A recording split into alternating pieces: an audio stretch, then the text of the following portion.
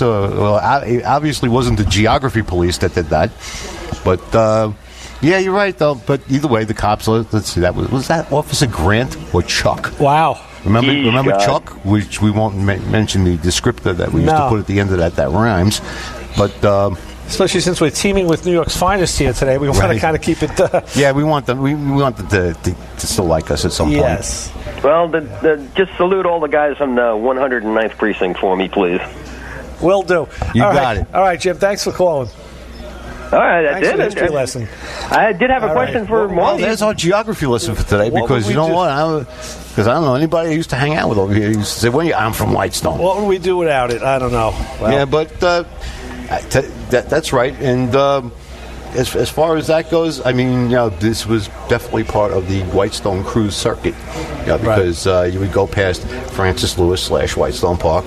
You'd come down here right about where we are. You'd hang out, look at the bridge with your favorite significant other over there, and you cruise back out. Speaking of Franny Lou, yes, there's a movie coming out. Yes, cruise. And we want to know more about it because you were a part of this thing. Your car is a celebrity. Yeah, my car's in there. No, my car's a Camaro. It's not a celebrity. Well, right, sorry. My car has rear-wheel drive. The right lineage.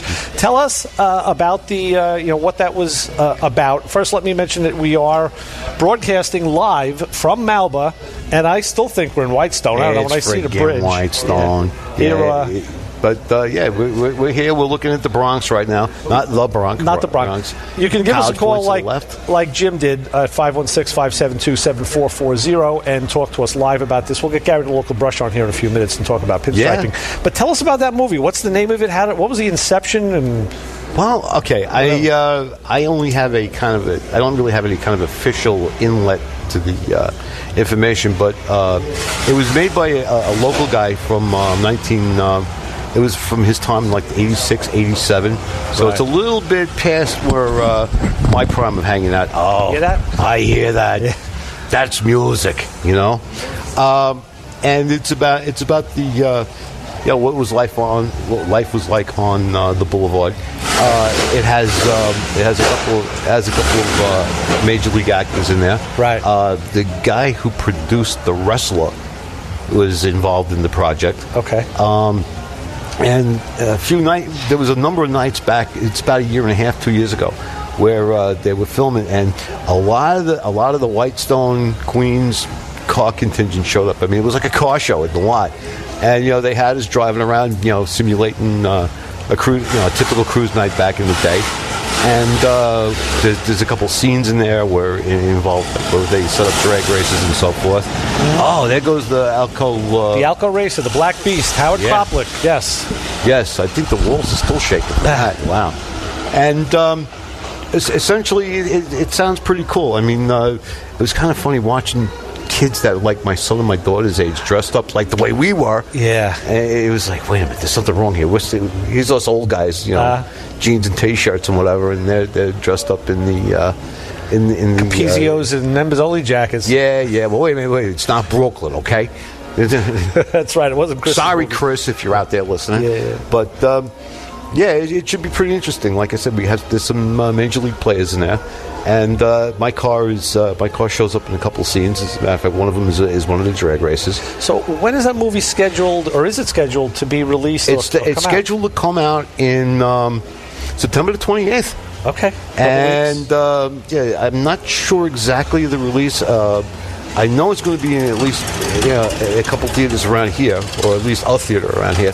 Right. And I'm not really sure, so I don't want to give out misinformation, but that's the release date right now. As a matter of fact, I don't know if you're listening out there, guys, from the Cruise movie, but... is that Gino? Who's that? The guy's name was Gino, yes. Right. The guy's name was Gino. And he was a local guy from Whitestone. I spoke to him very briefly on one of the shoots there. He was like, hey, is it okay if we use your car? One of the scenes, you got to have a stuntman drive. And I'm like, you never seen me drive, did you? Yeah. But, he's the main guy of the project there. And if you're listening out there, we would love to get our hands on you, especially before the movie comes out, and you can get to talk it up. So, right. Get in touch with us, Right. walking back in with Mr. Marty Schorr is Gary, the local brush. I wonder if we can get Gary in this hot seat over here for a minute and sit and talk with us a little bit. This paint is a guy, the picture for us. He can paint the picture, all right. This is a guy who's well known all over the place, so we'll hopefully get Gary with us. Yeah. We'll talk a little bit. And in the meantime, you can still call us at 516-572-7440. You can get your thoughts and concerns and all of that good stuff. And as Gary gets all wired up, you can do that too, because that's pretty common. And here we are. Gary. Hey, Gary. How you doing? Excellent. Good to see you. Of course, you're a name who's been all over Long Island for quite a long time. Your work is renowned and revered everywhere. And in fact, that car I was talking about, the Motion Motley Call that I worked on yesterday, was striped by Gary. So it was actually touching your work yesterday, with a nice with reverence, soft rig. Yeah. So Gary, I mean, how do you encompass the story of what you've done and what you're doing, and if you can? It started off as an artist, strictly as an artist, and it turned out that I love cars. And it was just easy to work on a car as a canvas. Okay. And that's basically what happened. And as a young guy, I was lucky enough to bounce off of Joel Rosen in a funny way. And that's, the owner of Motion. Right. And what was the funny way? Because we love funny on this show. We want to laugh with you. Was there wrestling involved? A little cursing, maybe. Okay. I don't know what I could say on the radio. Yeah, you can't do that. All right. I had, as a young kid, I had bought my own GTO, 1966 GTO, brand new, $3,000. Yeah. I wish I still had the car today. I've never heard that before. I had it jacked up in the air. I had the lettering on it, had nothing to do with motion performance, but it said instant motion. Ah. Okay, that had nothing to do with motion. I had seen it in our race car in California, liked the name. Okay. Of course, that's what I did as a young kid, lettered everybody's front fenders. Right. Yeah. Girls' names on front fenders. And Destry rides again. All of it. Yeah, sure. So I drive into Motion, and I'm looking for parts, anything to see what he has that I can put on the car. Uh-huh. And he looks out the window and he sees, this is Joel, looks out the window and sees my car. And he says, you have to take the name off the car. I said, why? He says, well, I don't sponsor you. So he says, you have to take it off. And then I can't repeat what I said back to him at that point, and I walked out. Right. About 6 months later, he's at the racetrack, and he sees a car that I lettered. Uh-huh. So he goes over to the owner of the car and asks who lettered it. And my name is given out. Of course, Joel doesn't know my name. So he gives me a call, and he says, I'm having an issue with the letterer that I'm using now. I need somebody new to do some lettering. Mm-hmm. So I don't hold grudges. I still don't. Good. And I went down there, and he doesn't remember the story. But his wife brought it up recently, how we met. So I kind of told her with all the cursing and everything like that. And so I started doing his work. And then he found out that I could do more than just letter. Right. So I lettered up. The first car I ever lettered for him was I think it was a 1966 Oldsmobile from Mac Markowitz Oldsmobile. Right. That was their race car. I did that car. Then I got involved in finishing the Co-Motion race car. Right. Which I didn't start lettering. A guy named Wendell did. Okay. And Wendell and Joel went their separate ways, and so I had to finish that car. Mm-hmm. So both of our names are on there. Mm-hmm. And I started getting more involved in customizing cars. And Joel found out that I could, start flaring wheel wells. And I opened up my own shop, and it was called Ultra Automation. It was over in Hicksville. And Joel brought me brand new Corvettes. And I used to cut them right up. Wow, yeah, there you go. Something that's fun. Of course, you look at these cars today and you say, oh, my word, you can't. But, I'm in the Corvette world. I'm a huge fan of the custom Corvette. In fact, if I ever am in a position to find one and buy one, I would want to buy that custom 70s, right out of the 70s Corvette. That's my deal right there. I just love the era, love the vibe. Well, I'm lucky enough to feel that at that time, you could customize a Corvette, and it was actually worth more than a stocker. Yeah. And the way I can prove it is I did one for myself. I took a 63 split window, and I cut it up. I cut the roof off the car. I put the roof back differently than it was originally. Oh. I stretched the front end of the car, and made it really radical. I ran the ISCA show. That's the International Show Car Association show, and won the whole Northeast Division. Wow. It was probably the most radical Corvette in the country at the time. Made the cover of 4 magazines. Marty's one of them. And to this day, it's in the Corvette Museum. Not the car, but one of the magazine covers of my car is on display in the Corvette Museum in Kentucky. Yeah.